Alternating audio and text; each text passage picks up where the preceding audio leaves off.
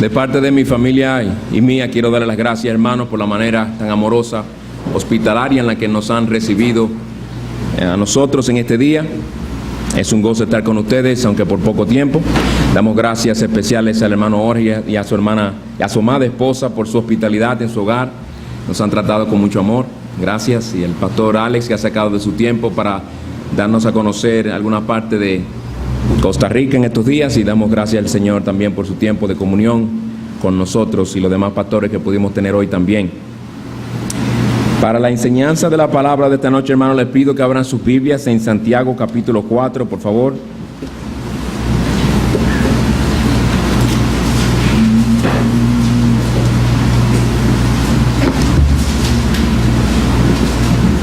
Santiago capítulo 4.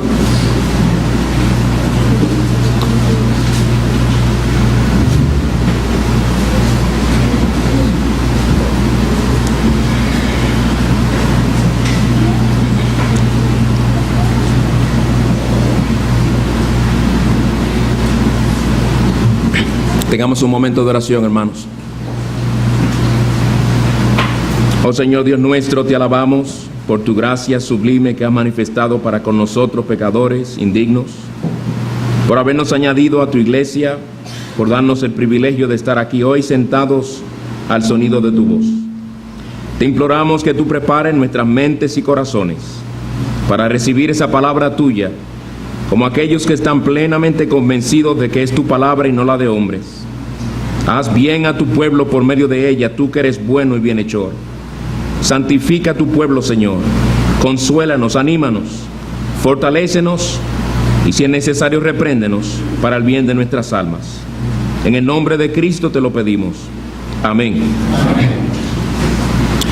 Hay personas que, como fruto de un derrame cerebral o de algún otro trauma, sufren de lo que se llama amnesia.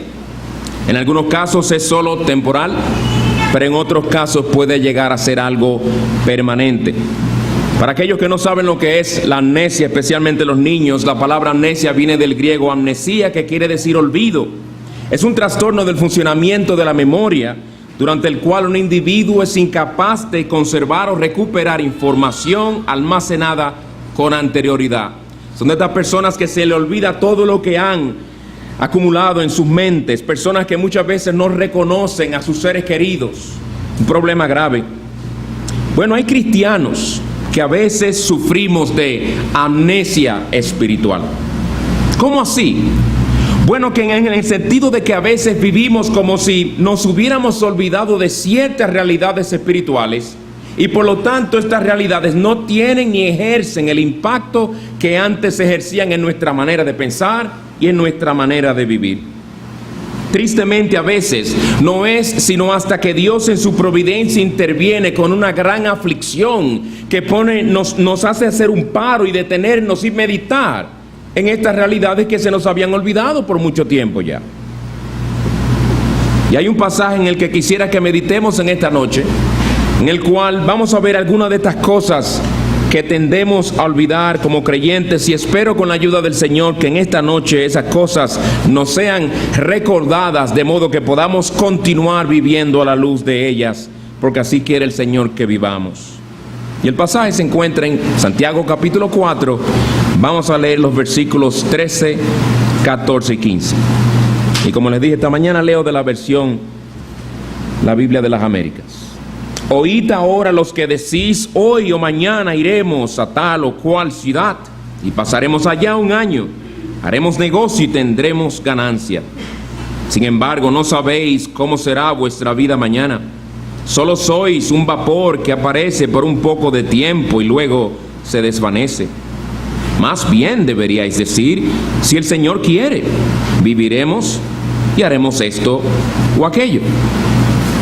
Y hermanos, en este pasaje quisiera señalar 5 realidades espirituales que a veces olvidamos y por ello no vivimos a la luz de ellas. Y la primera es la siguiente, aunque te suene extraña.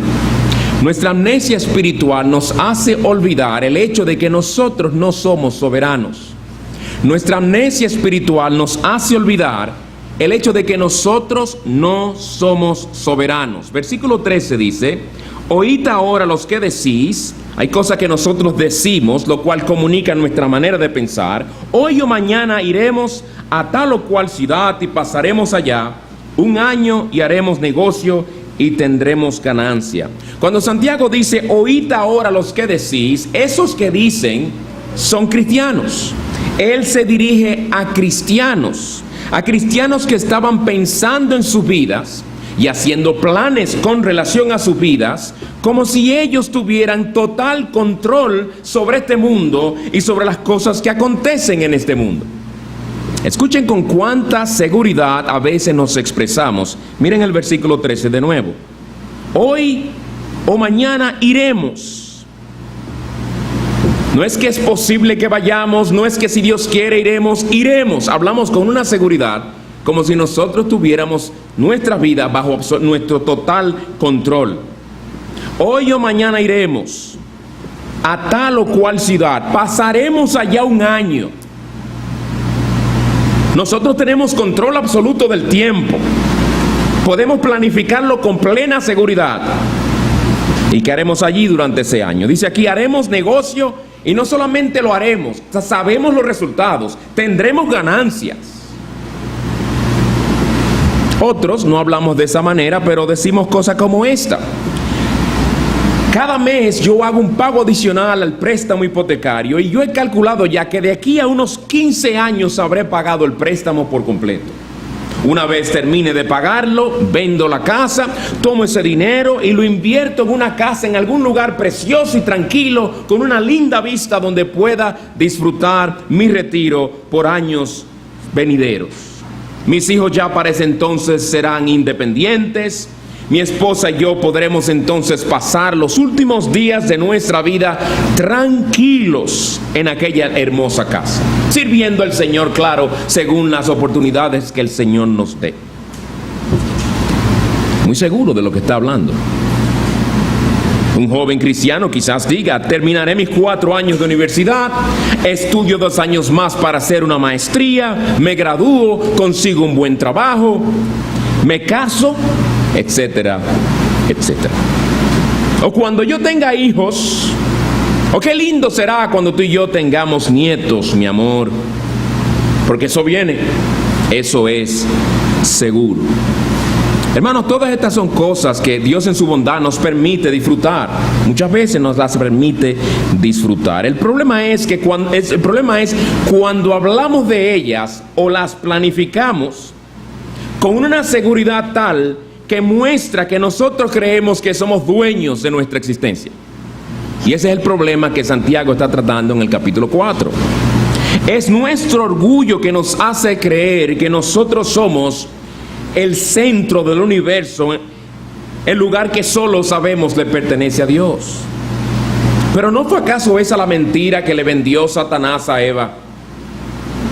¿Cómo fue que Satanás logró que Eva ciertamente empezara a darse cuenta que el fruto era codiciable, que el fruto realmente era quizás bueno y que también le traería algún beneficio? La promesa o la mentira que Satanás le dijo a Eva fue, a los dos realmente: seréis como Dios. Seréis como Dios.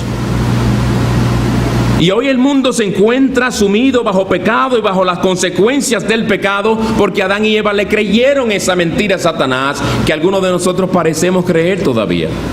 Y queremos vivir y actuar y planificar como si nosotros fuéramos mini dioses. Seréis como Dios. En otras palabras, ustedes pueden ser soberanos, Eva. Tú y Adán pueden llegar a ser soberanos.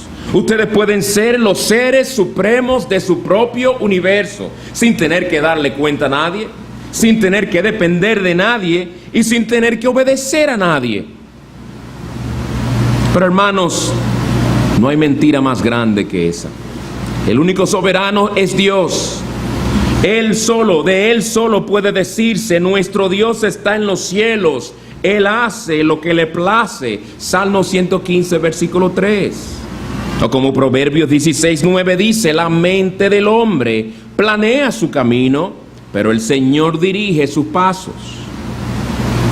Como dice Isaías, allí el Señor dice lo siguiente, oye bien, acordaos de las cosas anteriores ya pasadas, porque yo soy Dios, no tú, yo soy Dios, y no hay otro. Yo soy Dios y no hay ninguno como yo, que declaro el fin desde el principio y desde la antigüedad lo que no ha sido hecho. Yo digo, mi propósito será establecido y todo lo que quiero realizaré. Hermanos, solamente Dios puede hablar de esa manera. Y repito, ese es el problema que Santiago está corrigiendo aquí. El ser supremo es Dios. El soberano es Él, no nosotros. Todo se trata de Él.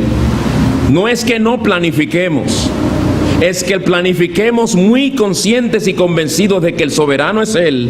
Él es el que hace su voluntad en los cielos y en la tierra. Él es el soberano hoy, Él es el soberano mañana y siempre. Y nosotros debemos vivir en constante reconocimiento de esta realidad y dejar que esa realidad nos afecte en nuestra manera de pensar, nos afecte en nuestra manera de vivir. Y hermanos, Dios siempre encuentra maneras de hacernos recordar la realidad de que Él es el soberano y no nosotros. En algo tan simple como, por ejemplo, hacerte sentirte estancado en varios aspectos de tu vida. Estoy estancado con este carro viejo que se está cayendo en pedazos y no tengo el dinero para comprarme otro. Te conviene tener ese carro que se está cayendo en pedazos. Porque por más que tú quieras tener otro, no puedes, y el Señor te lo impide para recordarte, yo soy el que controlo tu vida. Pero yo no puedo andar en un carro así. Es que Dios está más interesado en tu alma, en tu corazón y tu carácter que en un carro.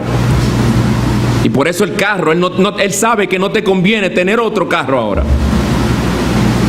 Porque en vez de recordar y ser consciente de que Él es el soberano y tiene control de todo, y en vez de tú depender de Él y clamar a Él, Señor, provéeme, tú que eres dueño de todas las cosas, te da un carro nuevo mañana y empiezas a idolatrarlo y te olvidas de Dios. Y eso te infla de orgullo, en vez de reconocer que Él es el dador de todas las cosas. Estoy estancado en este trabajo y no logro subir, no me ascienden. Ascendieron a fulano que llegó después de mí, ascendieron a aquel que es un perezoso, pero a mí no me ascienden. No te olvides de que Dios es el soberano, de que Él es el que tiene control de todas esas cosas en tu trabajo. Y según Él, que te conoce más que nadie y sabe lo que más te conviene y te ama entrañablemente en Cristo y está formando el carácter de Cristo en ti, Él sabe que a ti te conviene sentirte estancado en tu trabajo. Nos convienen esas cosas, hermanos. Pero Dios también nos recuerda que Él es el soberano y no nosotros, trayendo cambios providenciales cuando menos los esperamos. Cambios providenciales. Aún tan simple como un plan que teníamos para el fin de semana con nuestra familia y cae tremenda lluvia que nos trastorna nuestros planes. La pregunta es cómo reaccionamos cuando esas cosas suceden. Mi enojo no es contra Dios, es contra la lluvia. Y la lluvia anda sola por ahí de su cuenta. La última vez que yo leí sobre el control que Dios tiene, es un control total que Él tiene. La lluvia no se le escapa de su control. Cambios providenciales. Ese sentido de que estamos estancados en la soltería. No consigo a nadie. El Señor no te ha provisto a nadie. Señor, revélame por qué. Revélame en qué área de mi carácter tú estás trabajando. Puede que cuando llegue el momento donde dejes de patalear y de quejarte, es señal de que Dios ya ha logrado lo que Él quiere lograr en ti, pero por tú estás pataleando, Dios todavía te tiene en la situación que te tiene. Porque Él no te va a hacer, Él no te va a dejar pasar todas esas rabietas. Dios no amima a sus hijos. Dios es fiel con sus hijos. Pues nuestra amnesia espiritual hace que nos olvidemos de que nosotros no somos soberanos, pero el Dios soberano se encargará de recordarnos que el soberano es Él y no nosotros. En segundo lugar, nuestra amnesia espiritual hace que nos olvidemos de que lo principal en la vida no son las cosas materiales. Y tú dirás, eso no me afecta tanto a mí, porque yo soy una persona pobre. Tú estás muy equivocado, porque los pobres también pueden ser materialistas. El pobre como el rico, ambos pueden ser materialistas. Escuchen lo que dice el versículo 13 de nuevo. Oíd ahora los que decís, hoy o mañana iremos a tal o cual ciudad y pasaremos allá un año, haremos negocio y tendremos ganancia. ¿Qué es lo que enfatiza este plan futuro que esta persona o estas personas están haciendo en el versículo 13? El énfasis es ir a un sitio, pasar cierto tiempo en ese sitio, negociar en aquel sitio y ganar dinero en aquel sitio. Esto no quiere decir que no sea importante el que usemos y administremos bien nuestro dinero. Sí debemos hacerlo, es lo que el Señor nos enseña. Nosotros somos llamados a ser buenos mayordomos de lo que el Señor nos da. Tampoco es malo el querer tener éxito en lo que hacemos. Tampoco es malo el querer que nuestro negocio progrese, como el pastor Ronnie nos decía esta mañana, en cuanto a nuestra vocación. Lo malo es cuando dejamos que el deseo de ganar dinero y de prosperar en este mundo sea lo que establezca la dirección de nuestras vidas. Los planes que hacemos, las prioridades que establecemos, las decisiones que tomamos, no deben ser primeramente en base a la pregunta: ¿y cuánto dinero me va a dejar? La pregunta a la hora de aceptar un trabajo no es ¿cuánto más me va a pagar? La primera pregunta es: ¿podré glorificar a Dios en este trabajo? ¿Podré yo con buena conciencia ganar más dinero por medio de ese trabajo? ¿Me afectará mi vida espiritual? ¿Me impedirá asistir a alguno de los cultos? ¿Me afectará en cuanto al tiempo que debo pasar con mi familia? ¿Se puede convertir ese trabajo en una tentación al ofrecerme mayores oportunidades de ganar mucho más dinero con tan solo esforzarme un poco más? ¿Me afectará en el desempeño de mis labores en el reino de Cristo? Esas son las preguntas que debemos hacernos. Cuando dejamos que las cosas materiales sean lo que nos definan, o cuando hallamos en estas cosas nuestra identidad, ahí empiezan los problemas. Yo no soy lo que yo gano, yo soy un cristiano, o soy un impío, depende de lo que yo sea. Pero uno no es lo que uno gana. En otras palabras, lo malo es que nuestros corazones sean controlados por estas cosas y la obtención de estas cosas. Y es curioso que en los planes de lo que estas personas de Santiago 4 hacen, que de seguro ha sido un espejo para nosotros y el Señor nos ha estado enseñando ya, algo que se ve reflejado ahí, que lo más probable hay también aquí. Lo curioso en estos planes que estas personas hacen, y a veces en los nuestros, es, como se fijarán, en estos planes no figura en nada el avance del reino de Dios. Pero en nada. Raro es escuchar a un cristiano hablar de la siguiente manera: tengo ya un buen tiempo ahorrando dinero para comprar la serie de comentarios de Hendrickson o de Ryle para enviárselo a algún pastor en otro país que no tenga acceso o que no tenga los medios para poder adquirir esos comentarios. Es raro oír un creyente hablando de esa manera. Que él tiene tiempo ahorrando dinero para contribuir con la biblioteca de un pastor que quiere tener herramientas para preparar mejor sus sermones. He estado poniendo dinero a un lado para ayudar con la obra de tal o cual hermano, de tal o cual iglesia en aquel sitio que está en necesidad. O he decidido trabajar menos horas para poder dedicarme más a compartir el evangelio, si es que uno tiene esa habilidad de poder dejar de trabajar un poco más. O he decidido trabajar un poco más de horas, que hay horas extra disponibles en mi trabajo, con tal de adquirir un poco más de dinero para poder yo cooperar con aquel hermano que está en necesidad. Tristemente, a veces, la razón por la cual algunos trabajan un poco más es para comprarse una televisión más grande, unos zapatos de mejor marca o un mejor carro. No es que no nos compremos el mejor carro, no es que comprar una televisión más grande es pecado. La pregunta es, ¿estoy yo haciendo esas cosas como cosas prioritarias y dejando otras que son más importantes?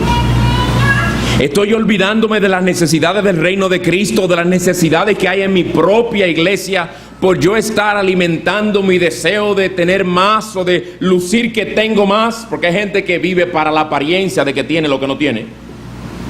Yo oí decir a alguien que definió qué son las vacaciones. Yo espero que eso no me afecte a mí en vacaciones. ¿Qué son las vacaciones? Las vacaciones son aquel tiempo donde uno gasta un dinero que no tiene para impresionar a la gente que no lo conoce a uno de que uno tiene lo que no tiene. Oh, sí, está con dinero. En otras palabras, nosotros muchas veces no lo pensamos dos veces a la hora de meternos en líos económicos por querer adquirir cosas materiales. Pero usted no oye a nadie metiéndose en un problema económico, un lío económico, por querer ayudar a la obra de Cristo. Voy a sacar un préstamo para ayudar con la edificación del edificio de mi iglesia. Eso no. Voy a sacar un préstamo para comprarme esto, voy a sacar un préstamo para lo otro, voy a sacarme un préstamo para viajar para allí. Hermano, ¿por qué es tan raro escuchar a creyentes decir estas cosas que mencioné? Puede haber varias razones, pero una puede ser que tristemente muchos estamos siendo influenciados por el materialismo de nuestra sociedad, que constantemente nos está bombardeando por los medios de comunicación, queriéndonos convencer que necesitamos, no es que queremos, porque a veces es que queremos, necesitamos ese artefacto, necesitamos ese mejor artículo, necesitamos, usted no ve los anuncios, mejorado. Siempre están mejorando las cosas, uno no tiene la prueba de que lo han mejorado, pero dice mejorado y la gente lo compra. 33% más. Yo no sé si es verdad, pero lo compramos. Hermanas abren el closet, necesito zapatos. Tiene 24 pares, pero ella necesita zapatos. No, que tú quieres más zapatos. ¿No será? ¿No será? Vivimos en una sociedad, hermanos, que por diversos medios nos grita que lo importante es vivir para el momento y disfrutar de tu vida hoy, porque mañana tú no sabes si tendrás la oportunidad de conseguir esas cosas. Esta sociedad nos dice que la vida se mide en base a la calidad de cosas que hemos logrado adquirir. Que la vida de uno se mide, o la identidad de uno se mide en base a la marca de carro que conducimos, en base al tamaño de la casa que tenemos, en base al título que cuelga sobre nuestra pared, en base al sueldo que ganamos, la marca de ropa que vestimos, los lugares a los cuales vamos a comprarlas, la figura de nuestro cuerpo y la gente que conocemos y con la gente que nos codeamos. Ese soy yo. ¿Qué dice este? ¿Qué dice este? ¿Qué dice ahí? Made in China. A nadie le gusta eso. Tiene que decir un país de Europa, aunque lo borre con una pluma y le escribe encima. Tiene que decir un país de Europa. Señor, eso es vanidad. Vanidad de vanidades, todo es vanidad. Eso es pura vanidad. Nada que tenga que ver con las cosas espirituales. Así el mundo no vive para esas cosas. Nada que tenga que ver con el avance del reino de Cristo. Hermanos, sutilmente podemos irnos infectando con el materialismo que nos rodea y podemos llegar a creer que hay cosas sin las cuales no podemos vivir. ¿Usted sabía que usted puede vivir 1 hora sin este aparato? ¿Usted sabía? Suéltalo por 1 hora, a ver. Que lo vas a sentir vibrando ahí adentro en el pantalón. Y lo vas a oír. Déjalo en un sitio. Tenemos un problema grande. Hermanos, es porque hemos creído la mentira de que la verdadera satisfacción, la verdadera vida, la verdadera felicidad se puede hallar en este mundo. Eso es una mentira del diablo que nos quiere hacer creer en contra de lo que nuestro Señor nos ha dicho, que la vida del hombre no consiste en la abundancia de los bienes que posee. Hubo alguien más feliz que Jesús, pero él no tenía dónde recostar su cabeza. Él vivía quedándose de casa en casa. ¿Qué es lo único de lo cual puede decirse le pertenecía a Jesús? La ropa que le quitaron en la cruz. ¿Qué otra cosa tú encuentras en la Biblia que se pueda decir, oh, eso le pertenece a Jesús? La misma tumba fue prestada. Una tumba ajena. ¿Qué le pertenecía a Jesús? Su ropa. Su ropa. Lo único. ¿Vivía él deprimido? ¿Vivía él inseguro? No, porque él sabía, y él es nuestro ejemplo de que la vida del hombre no consiste en la abundancia de los bienes que posee. Y muy bien dijo Asaf en el Salmo 73, ¿a quién tengo yo en los cielos sino a ti? Y fuera de ti, porque la primera parte, ¿a quién tengo en los cielos sino a ti? Es fácil de decir. La segunda es la difícil. Y fuera de ti, nada deseo en la tierra. El comentarista Matthew Henry dice, quiere decir eso, que nada en esta tierra que compita o usurpe el lugar de Dios, yo lo quiero, dice Asaf. Hay cosas que vamos a querer en este mundo y que serán lícitas anhelarlas. Pero si ese algo compite contra Dios, mi devoción a Él, mi tiempo a Él, mi entrega a Él, mi servicio a Él, ese algo yo no debo desearlo. Si usurpa el lugar que solo le pertenece a Él, ese algo es algo de lo cual debo mantenerme alejado. Todos nosotros tenemos que orar para que el Señor nos guarde del poder del pecado del materialismo, porque es un pecado muy, muy sutil.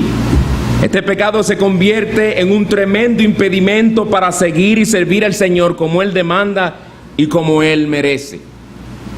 Vayan a Lucas capítulo 14 para darles una ilustración de cómo la gente actúa cuando tiene su corazón en las cosas materiales. Lucas capítulo 14.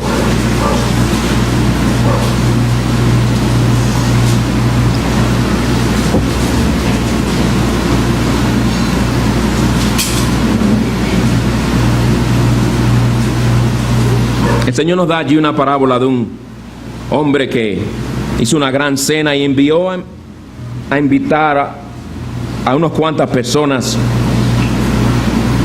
Dice el versículo 16, Lucas 14, 16, pero él le dijo, cierto hombre dio una gran cena e invitó a muchos, y a la hora de la cena envió a su siervo a decir a los que habían sido invitados, venid, porque ya todo está preparado. Y todos a una comenzaron a excusarse. El primero le dijo, he comprado un terreno y necesito ir a verlo. Te ruego que me excuses. Y otro dijo, he comprado 5 yuntas de bueyes y voy a probarlos. Te ruego que me excuses. También otro dijo, me he casado y por eso no puedo ir.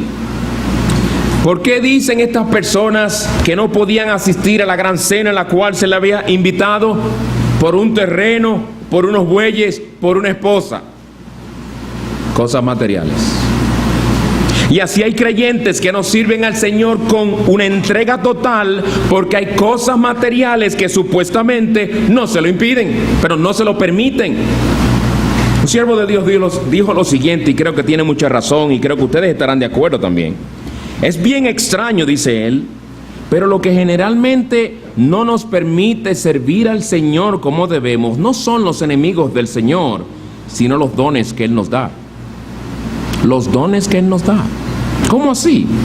Nosotros permitimos que los buenos dones y dádivas que el Señor nos da, nosotros permitimos que se nos conviertan en obstáculos para servirle.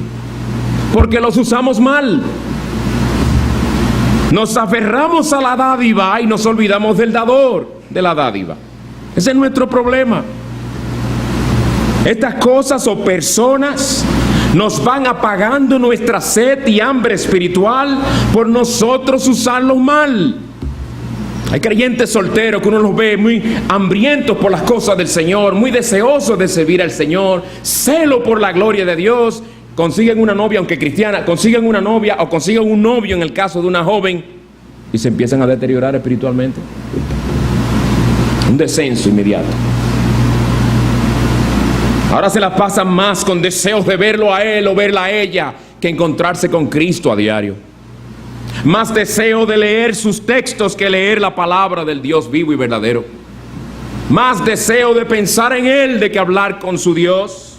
Y con razón viene el deterioro espiritual. De igual manera, personas solteras, muy fervorosas, muy entregados a servir al Señor, se casan. Y después que a la luna se le va la miel, empieza el descenso espiritual. Y cuando vienen los hijos, ahí sí es verdad que empiezan las excusas por las cuales no pueden venir a la iglesia. ¿Por qué no viniste? Ay, el niño estaba mocoso. Tráelo al niño, a menos que tenga una enfermedad contagiosa. Tráelo para que vayas inculcando en él la disciplina de estar en los cultos y de negarse a uno mismo y venir a los cultos a pesar de que se sienta un poquito mal. ¿Cuándo vas a inculcarle eso? Eso se empieza desde pequeño. Nuestra amnesia espiritual hace que nos olvidemos de que lo principal en nuestras vidas no son las cosas materiales. No, lo principal en nuestras vidas no son nuestros hijos. Uno no decide a qué iglesia va en base al gusto de sus hijos. Uno no decide qué uno va a hacer en base al gusto de sus hijos. Uno no decide qué actividades hasta cuestionables se van a permitir en el hogar, qué clase de programas en la televisión, qué clase de películas se van a ir al cine, qué clase de música se va a oír en el hogar en base a los gustos de mis hijos o las malas caras que puedan ponerme si le digo que no. Son los principios de la Escritura que gobiernan. Yo no puedo dejar que ellos se conviertan en un Dios para mí. No es la novia, no es el novio. No es ni el querer tener un novio o una novia, porque hay gente que idolatra el deseo de querer tener un novio o una novia. No es nuestro trabajo. Es nuestra fidelidad al Señor. En tercer lugar, nuestra amnesia espiritual hace también que nos olvidemos de que nosotros desconocemos nuestro futuro. Nuestra amnesia espiritual hace que nos olvidemos de que nosotros desconocemos nuestro futuro. Versículo 14 de nuestro pasaje, Santiago 4, versículo 14. Volvamos allí.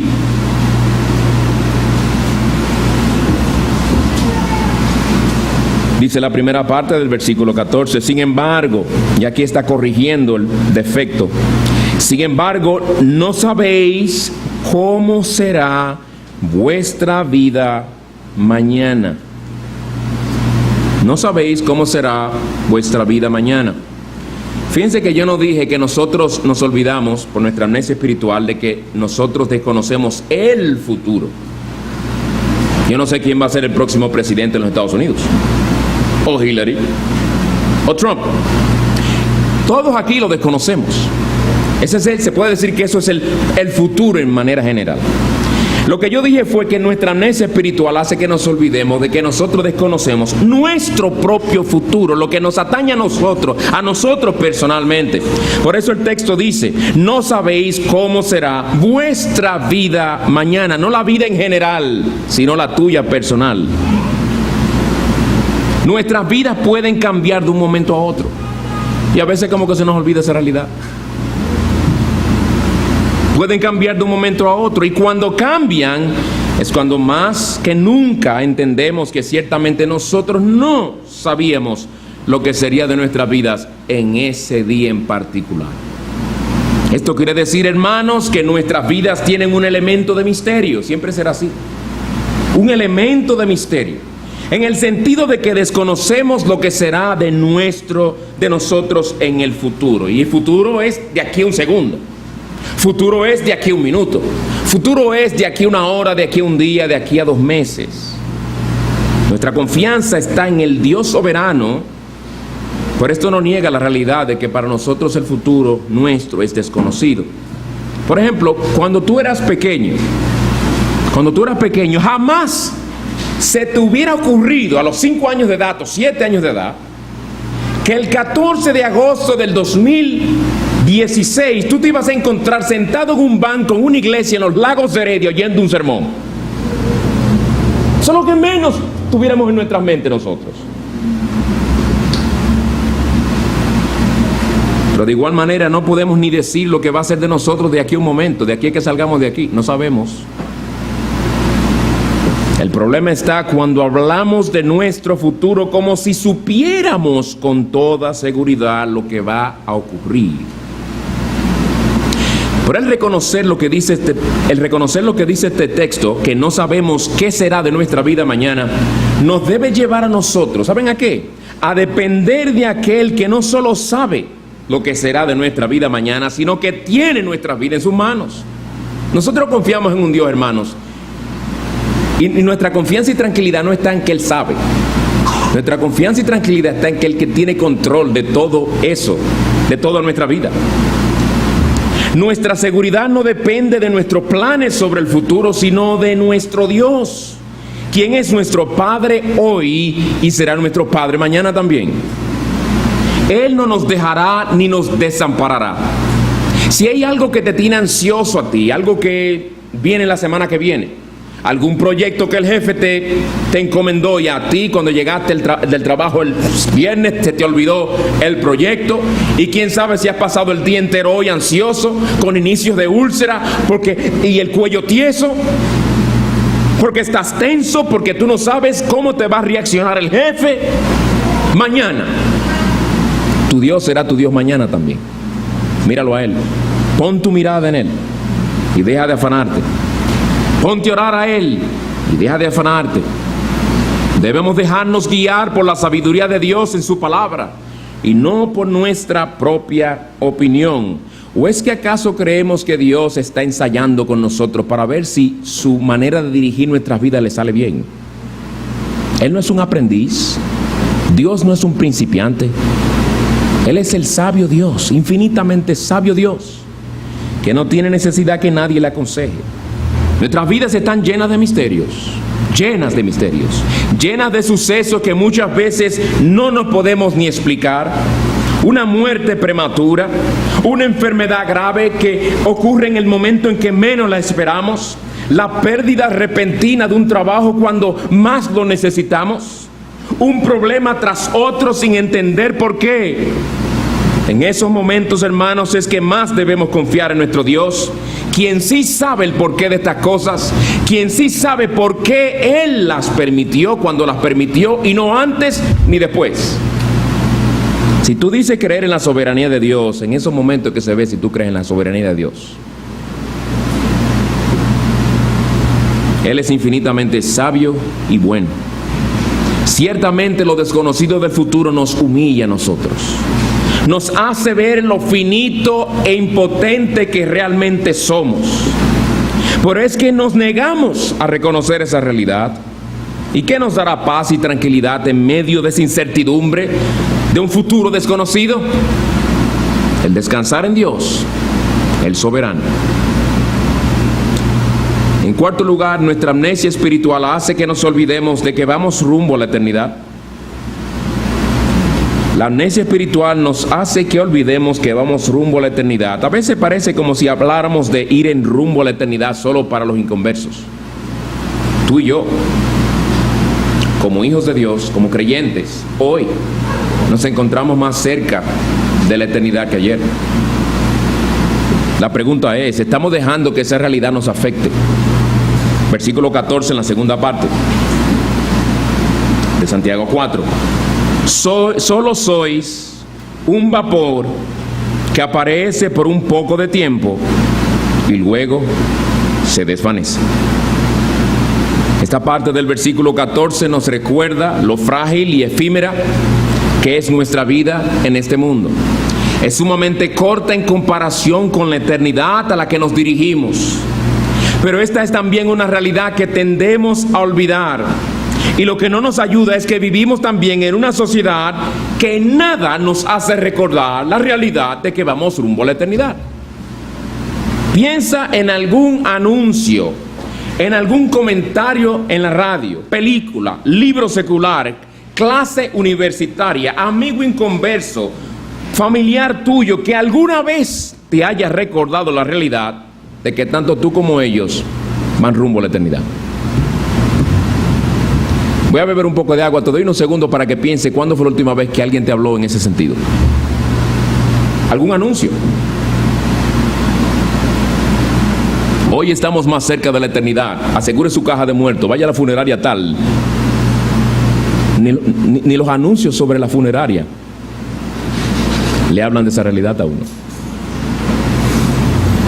Tremenda oportunidad que tienen para recordarnos de que todos morimos y de decirle a la clientela: tenemos cajas de muertos de diferentes tamaños porque aún los niños mueren.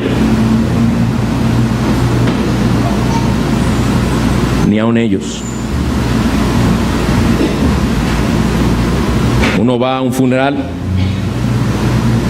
y lo que encuentra es una risa por todos lados.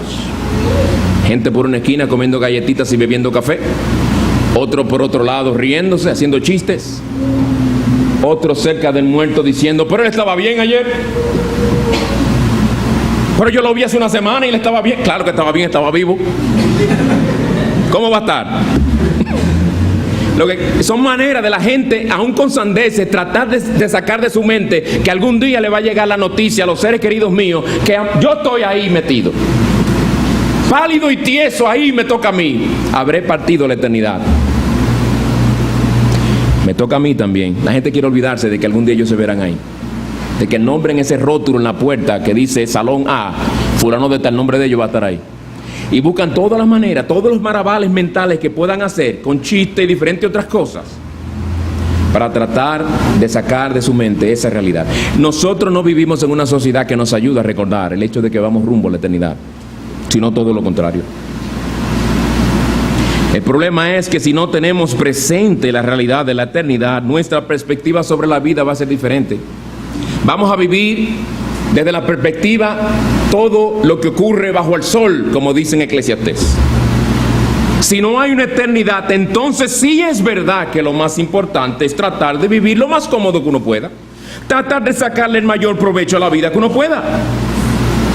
Si no hay eternidad, entonces gocemos de todas las cosas al máximo, porque uno no sabe cuánto tiempo le queda para gozar de esas cosas, como vive la gente del mundo.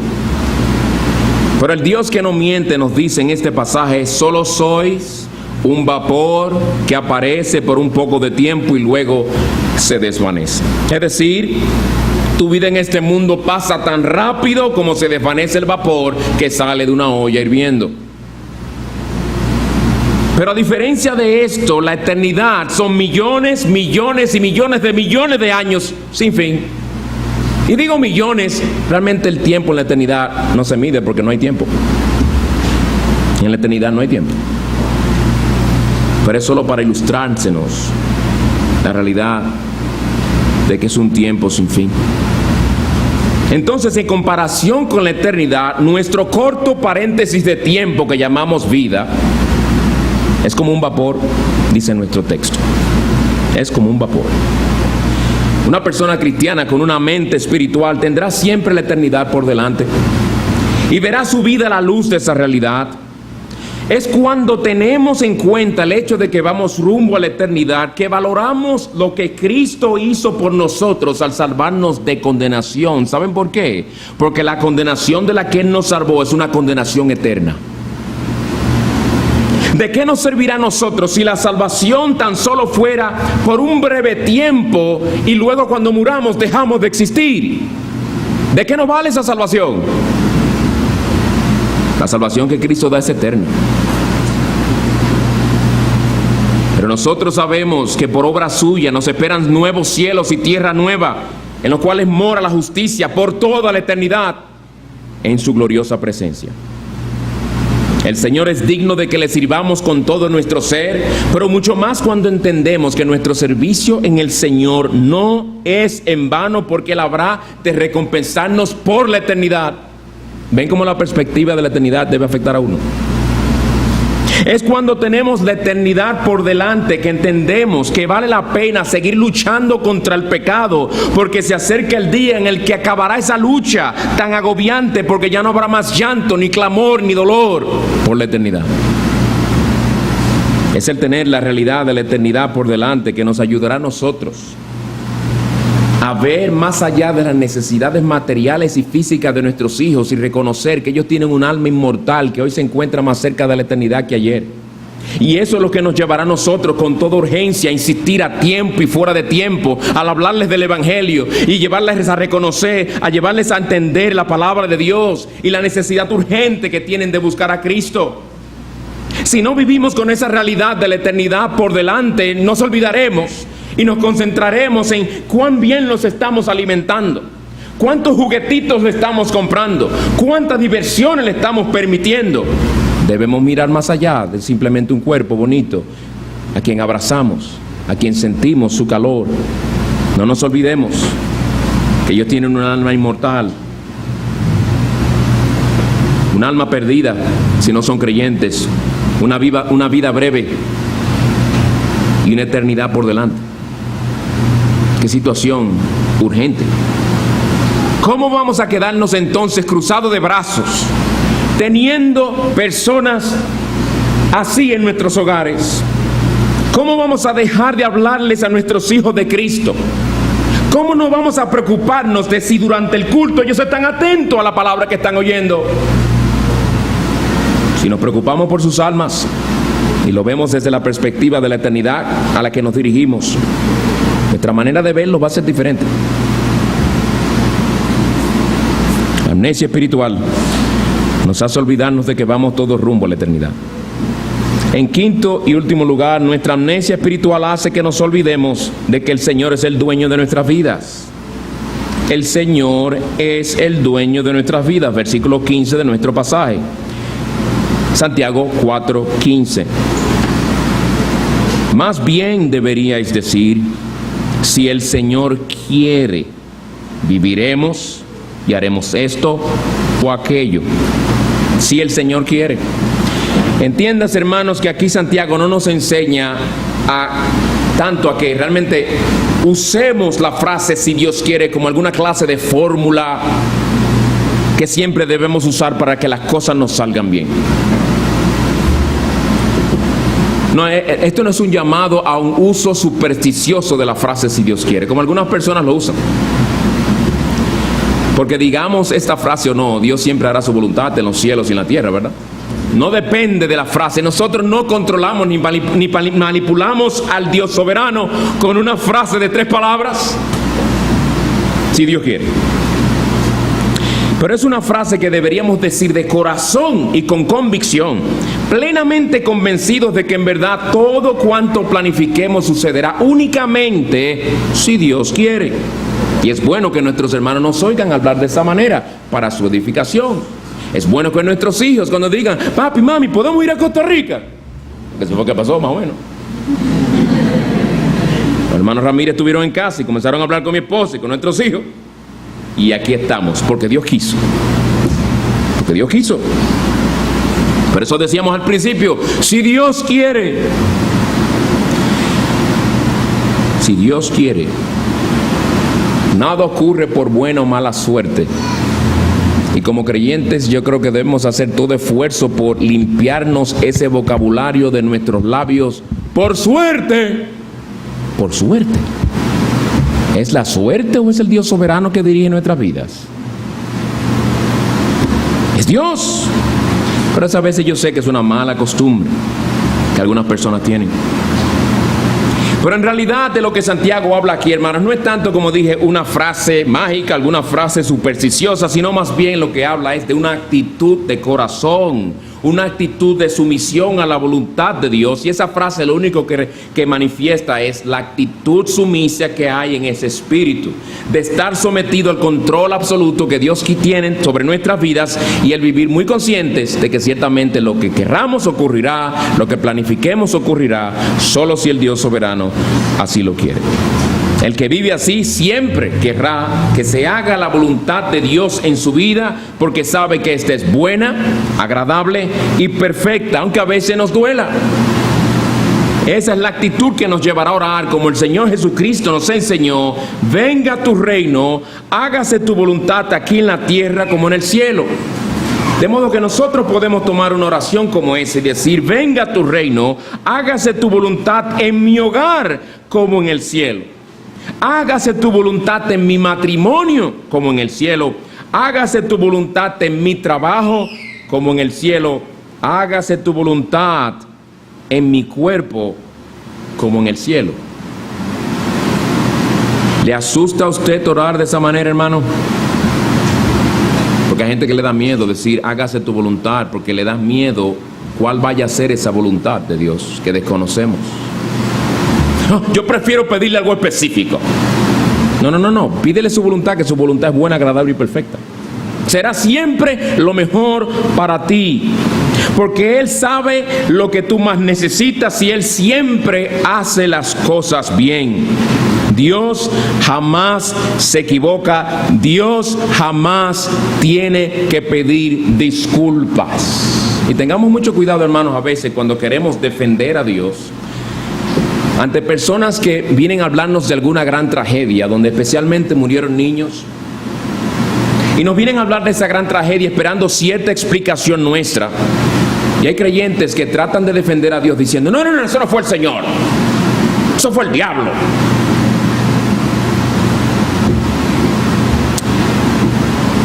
Si el Dios en quien tú crees, sus planes pueden ser frustrados por el diablo, el Dios en quien tú crees no es soberano. ¿Entiendes eso bien? Si el Dios en quien tú crees tiene el plan de hacerte bien y viene el diablo y le cambia su plan, tú no crees es un Dios soberano. El diablo le tiene que pedir permiso a Dios, eso es lo que la Biblia enseña. Léete el primer capítulo de Job y tú verás que el diablo no se mueve ni aflige a Job a menos que Dios le dé permiso a Satanás. Cuando el Señor Jesucristo le fue a decir a Pedro de que Satanás los iba a zarandear, dice: Satanás ha pedido para zarandearos, pidió permiso. El soberano es Dios, no el diablo. Pero hay gente que ve el diablo hasta en la sopa, yo lo sé. No le atribuyamos al diablo los atributos que él no tiene. El soberano es Dios. Él es el mejor padre. Él no solo quiere lo mejor para sus hijos, sino que Él hace lo mejor por sus hijos. Por eso David dijo: bueno es para mí ser afligido, para que aprenda tus estatutos. Salmo 119, versículo 71. Bueno me fue haber sido afligido, dice él. Pues bien, hermanos, concluyo con algunas preguntas en base a lo que hemos visto. En base a lo que hemos estudiado, ¿se puede decir que ha estado usted padeciendo de amnesia espiritual? ¿Se ha estado olvidando de estas realidades espirituales? Brevemente, vayamos por cada una de ellas en estos últimos 5 minutos. Nuestra amnesia espiritual hace que nos olvidemos de que nosotros no somos soberanos. Te pregunto, ¿cuánto control cree usted que tiene sobre su vida? ¿Cómo reacciona cuando Dios trae cambios? Mi enojo es contra Él porque Él fue el que me engañó. Ese fue un instrumento que Dios en su soberanía usó para obrar en tu vida. No justifiques tu enojo contra Dios queriéndoselo dirigir al otro. Yo no estoy indignado con Dios, sino con mis circunstancias. ¿Y quién las controla? Dios es el que controla tus circunstancias. ¿Tú sabes las veces que tú y yo nos quejamos de la soberanía de Dios? Por al ponerle otro nombre y a dirigir nuestra queja contra otro o contra ciertas circunstancias, tratamos de justificar nuestra queja diciendo que no es contra Dios. Es que inventamos un concepto de la soberanía que nos conviene, que no es el bíblico. No, nosotros no tenemos control, Él es el que tiene control. Segundo lugar, nuestra amnesia espiritual hace que nos olvidemos de que lo principal en la vida no son las cosas materiales. Y te pregunto, ¿en qué halla su identidad? ¿En ser cristiano o en ganar el sueldo que gana?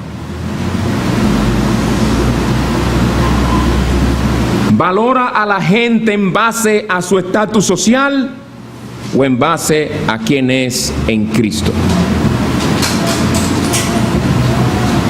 Fulano tiene tal puesto en tal empresa. ¡Wow! Preséntamelo.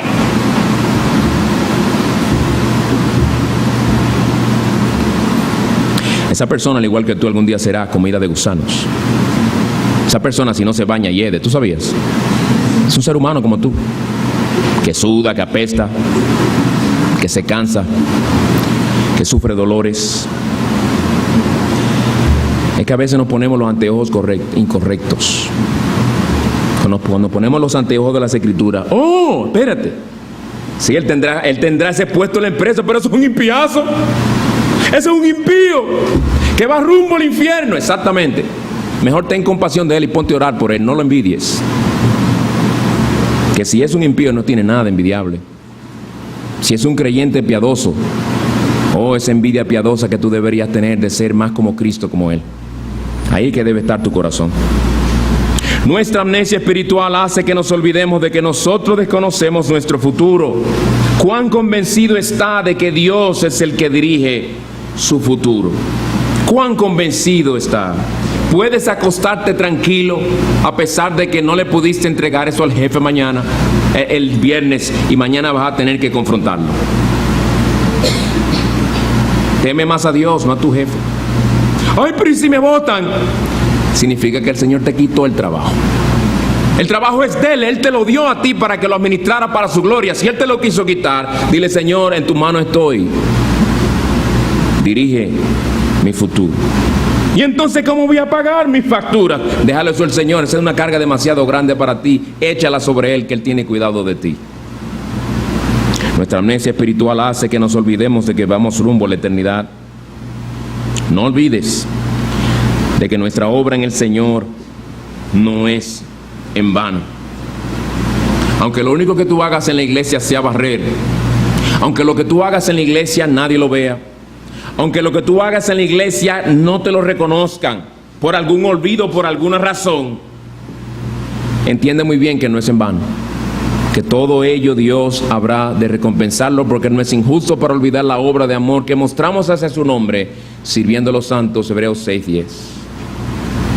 Último, nuestra amnesia espiritual hace que nos olvidemos de que el Señor es dueño de nuestras vidas. Dios es el dueño de nuestras vidas. Nuestros dones, nuestros talentos, nuestras oportunidades y nuestro tiempo, todos nos han sido prestados. No son nuestros. Usémoslos para la gloria de Dios. Hermanos, si has sido hallado en falta en estas cosas de las que hemos hablado, ¿qué debes hacer? Ve a la cruz de Cristo. Ve a los pies de Cristo pidiendo que te perdone, porque en Él hay perdón y misericordia. Pídele que te limpie de tu maldad y haya consuelo en el hecho de que Él es tu justicia. Él se sometió a la voluntad de Dios en pensamiento, palabras, emociones, acciones, intenciones de forma perfecta y en tu lugar, para que eso te fuera puesta a tu cuenta. Él nunca tuvo ni un solo pensamiento materialista para que eso se te pusiera a tu cuenta. Él vivió una vida humilde y feliz, sometida a la voluntad soberana de su Padre, para que eso se te pusiera a tu cuenta. Él estuvo dispuesto a vivir sin muchas de las cosas que tú y yo llamamos necesidades absolutas, para que eso se te pusiera en tu cuenta. Hermano, pon tu mirada en el Señor Jesucristo. No permita que ninguno de los dones y posesiones temporales que el Señor te dé se conviertan en algo que te haga perder de vista la realidad de que hoy más que nunca estás cerca de la gloria que cuando creíste. Procura redimir bien tu tiempo, disciplínate para la piedad, sé diligente en lo que mayor diligencia requiere, en las cosas que son para el Señor y prosperan tu alma. Recuerda que fuiste comprado a precio de sangre y por lo tanto eres ajeno, no te perteneces a ti mismo, le perteneces a Cristo. Y por lo tanto vive para Él, vive para su gloria, vive para su reino y te aseguro que todas las demás cosas caerán en su lugar. Que el Señor nos ayude. Oremos. Padre, te damos gracias por tu misericordia para con tu pueblo, que nos has visto olvidarnos de estas realidades espirituales y ser afectados por la manera de pensar del mundo, mirando solo según las cosas según se ven bajo el sol. Señor, perdónanos por nuestro pecado, porque en ello no hemos sido un buen ejemplo para aquellos que nos ven, aquellos que nos escuchan hablar solo de lo temporal. Señor, ayúdanos a crecer en estas cosas, a recordarlas y a vivir según ellas, para que tu nombre sea exaltado, para que vivamos para el avance de tu reino, para que en todo te honremos y podamos ser de bien a las almas de aquellos que nos rodean. Te pedimos tu bendición a través de Cristo. Amén.